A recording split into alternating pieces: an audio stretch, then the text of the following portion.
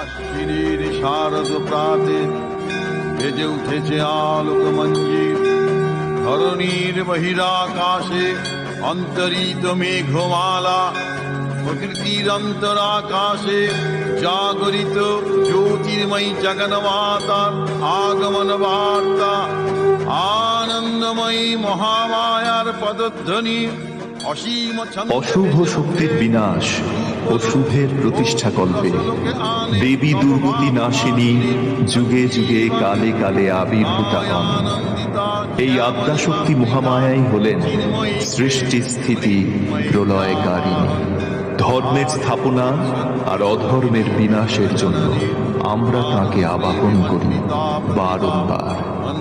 সেই আবাহনী স্তবগাথায় বিবিধ রূপে বিবিধ কল্পনায় এই শক্তিরূপা পরমা প্রকৃতিকে আমরা